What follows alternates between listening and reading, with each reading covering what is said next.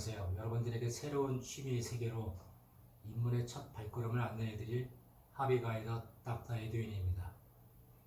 오늘은 저의 가장 오래되고 가장 애호하는 취미인 민물 낚시 입문을 안내해드리고자 합니다.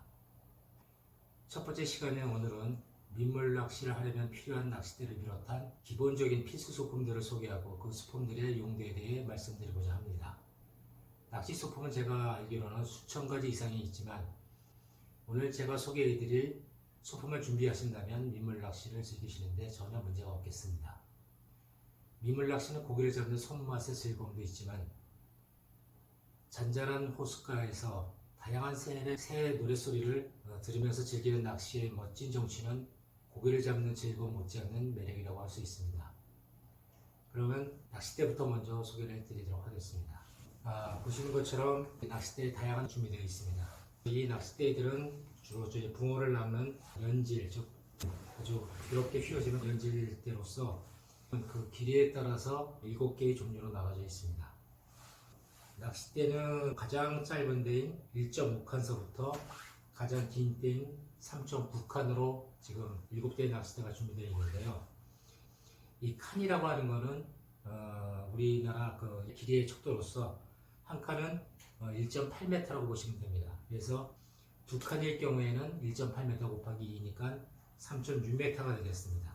이런 식으로 한 칸당 1.8m의 길이로 환산해 보면은 요 3.9m의 낚싯대는 7.1m의 길이를 나타낸다고 볼 수가 있겠습니다. 그 다음에 요거는 그 받침대입니다. 받침대 마찬가지로 하나는 2.3칸, 그 다음에 하나는 4.5칸의 길이를 나타내는 그 받침대가 되겠습니다. 그래서 받침대를 뽑아보면은 2.3칸은 주로 이 짧은데 한 3.2칸까지는 이 낚싯대로 충분히 사용할 수가 있습니다. 하지만 그 이상 되는 길이를 갖고 있는 3.5칸이나 이 3.9칸의 긴 낚싯대들은 이 받침대로는 좀 부적합합니다. 그래서 훨씬 더 길이를 갖고 있는 받침대를 사용해야지만이 낚싯대를 이 받침대 위에다 저렇게 낚시를 즐길 수가 있겠습니다. 가장 필요한 기본적인 장비인 낚싯대하고 받침대가 필수적인 장비가 되겠고요. 그 다음으로 중요한 것은 찌가 되겠습니다.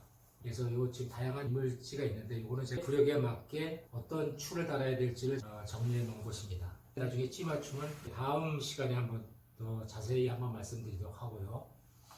그 다음으로 중요한 것이 이제 이 낚시줄입니다. 제가 한 4가지를 준비를 했는데요. 여기 보시면은 줄 그 굵기에 따라서 1.5호서부터 1.7호, 그 다음에 2호, 3호까지 이렇게 4가지 타입을 저희가 준비를 했습니다. 그래서 호수가 커질수록 줄이 굵어진다는 의미를 갖고 있습니다. 그래서 3호는 우리가 보통 얘기하는 원줄이라는 것은 낚싯대 초리대에서부터 초리대 전체 낚싯줄을 차지하고 있는 그런 원줄을 의미하는 거고, 그 다음에 요 1.5나 1.75는 그보다 가는 줄로서 목줄로 주로 사용하게 됩니다. 목줄이라는 것은 저희가 바늘을 이 목줄을 연결시켜서 그 다음에 거기다 그 가운데 줄을 달고 그 위에 원줄을 연결시킴으로 인해서 나중에 수초에 걸렸거나 너무나 큰 물고기 걸렸을 때 줄이 터지는 경우가 있습니다. 줄이 끊어지는 경우가 있을 때 만약에 그 원줄이 손상이 된다 그러면 추뿐만 아니라 낚시 찌까지 전부 다 이 손실을 입게 됩니다. 그래서 그러한 비용적인 손실을 막기 위해서 이 추 밑에서 이 목줄이 먼저 끊어져 나가는 어떤 그런 그 효과를 얻기 위해서 목줄을 사용하게 됩니다. 여기 보여드리는 요거는 낚시 추가 되겠습니다. 여기 보시면 다양한 숫자가 있는 게 보이실 텐데요. 요거는 그 각 추마다 어느 정도 부력을 갖고 있는지 제조 공장에서부터 정해서 나온 것입니다. 그래서 여기에 적당한 또 아주 작은 사이즈의 링을 여기다가 끼울 수가 있습니다. 이 링을 한 개든 두 개든 끼워서 이 무게를 조정해서 더 무겁게 할 수 있는 그런 특징을 갖고 있습니다. 그래서 낚시꾼들이 쉽게 이 낚시 찌 부력에 맞는 추를 선택해서 찌 맞춤을 할 수 있도록 아주 과학적으로 만들어진 것입니다. 그 다음에 요거는 이제 낚시 바늘이 되겠습니다. 예전에는 낚시 바늘을 직접 묶기도 했는데 요즘에는 이렇게 해서 묶여져 나오는 바늘을 많이 사용하고 있습니다. 제가 사용하는 바늘은 주로 보시는 것처럼 5호 내지 6호 바늘을 사용하고 있습니다. 그래서 5호보다는 6호가 조금 더 바늘 사이즈가 큽니다. 그 다음에 제가 사용하는 바늘은 주로 낚시 바늘에는 끝부분이 물고기가 빠져나가지 못하게끔 이렇게 끝부분에 날카롭게 톡 튀어나온 부분이 있는데 그걸 우리가 미늘이라고 하는데 이곳은 그 미늘이 없는 바늘이 되겠습니다. 민물 낚시 같은 경우에 주로 해서 잡았다가도 도로 놔주는 식으로 보통 낚시를 많이 즐깁니다. 그럴 경우에 미늘이 있을 경우에는 고기의 상처가 상당히 크게 나기 때문에 미늘을 없애줌으로써 고기가 잡았다 다시 놔줄 때 그 상처를 최소화시켜서 고기가 살아가는데 큰 지장이 없도록 상처를 최소화시키는 바늘이 되겠습니다. 그 다음에 이 소품은 우리가 찌 멈춘 고무라고 이야기를 합니다. 찌 멈춘 고무라는 것은 찌를 이 낚싯줄에다가 연결시킬 때 우리가 원하는 위치에 고정시킬 수 있게끔 이 찌를 잡아주는 그런 역할을 하는 찌 멈춘 고무가 되겠습니다. 요거는 나중에 직접 낚싯대에 줄을 묶는 그 과정을 보여드릴 때 정확하게 이해가 되시리라 생각합니다. 그 다음에 요거는 저희가 찌를 연결시키는 찌 연결 고무라고 할 수가 있겠습니다. 그래서 작은 요 고리에 낚싯줄을 통과시켜서 일단 낚싯줄에 걸어놓고 여기에다가 저희가 찌를 식으로 끼게 되면은 이렇게 낚싯줄에 찌가 이렇게 달리게 됩니다.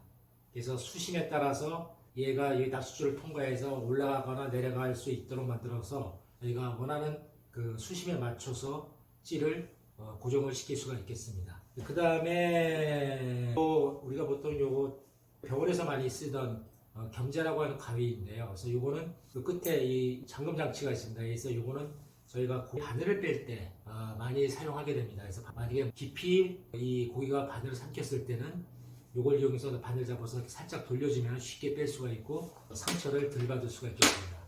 그 다음에 또 필요한 장비는 이런 가위 같은 게 필요합니다. 우리가 낚싯줄을 자르거나 아니면 줄이 끊어져서 다시 교체할 때 이런 장비가 꼭 필요합니다. 그래서 그 다음에 요거는 무슨 뭐라고 되어 있냐면 지금 호사키 슬라이더라고 되어 있습니다. 호사키라는 것은 앞에 낚싯대 끝부분을 이야기합니다. 제가 일단 보여드리자면은 제일 가는 부분이 저희가 호사키라고 얘기를 합니다. 만약에 큰 고기가 물렸을 때는 이 얘들이 잡아당기는 이 힘에 의해서 나중에 얘들이 쉽게 다시 들어가기가 되게 어렵습니다. 근데 이걸 무리하게 힘으로 했을 경우에는 이 끝부분 호사키가 쉽게 부러져 버릴 수가 있습니다. 그럴 경우에는 손실이 크기 때문에 이렇게 안 빠질 때는 이 고무를 가지고 양쪽을 이렇게 잡아줍니다. 왜냐면 이게 너무 미끄럽기 때문에 힘을 줄 수가 없습니다. 이걸로 하면 쉽게 이렇게 집어넣을 수가 있습니다. 그래서 낚싯대 손상 없이 저희가 끼를 안으로 밀어넣고 낚싯대를 정리할 수가 있겠습니다. 낚싯대 뒤에 보면은 이런 작은 고리가 달려 있습니다. 이 고리에다가 이걸 이렇게 연결시키게 됩니다. 이러한 줄을 마치 방울 같은 걸 달아줄 경우에는 어떤 큰 고기가 물었을 때는 갑자기 낚싯대가 하고 빨려 나가는 경우가 있을 수가 있습니다. 그 고리가 이 낚싯대가 더 이상 빨려 들어가지 못하게 잡아주는 역할을 하고 있습니다. 그 다음에 또 요거는 뭐냐면은 저희가 이걸 그 야광찌라고 해가지고 밤에 낚시하실 때 이 두 개를 이렇게 연결시키신다 그러면 이런 식으로 빨갛게 지금 불이 들어오고 있습니다. 그래서 요거를 찌에다가 이렇게 꼽아서 낚시를 하시게 되면은 한밤중에도 아주 명확하게 저희가 볼 수가 있다고 할 수 있겠습니다. 그 다음으로 이런 그 받침대가 있을 수 있겠습니다. 그래서 이 받침대는 앞에다가 받침대를 설치하고 뒷받침대를 이런 식으로 꼽아서 연결시키면은 저희가 노지든지 아니면 뭐 손만 낚시터든지 어디서든지 쉽게 낚시터를 세팅할 수가 있겠습니다. 이상으로 오늘은 장비에 대해서만 설명드리는 시간을 가져봤습니다. 지금까지 시청해 주셔서 감사합니다.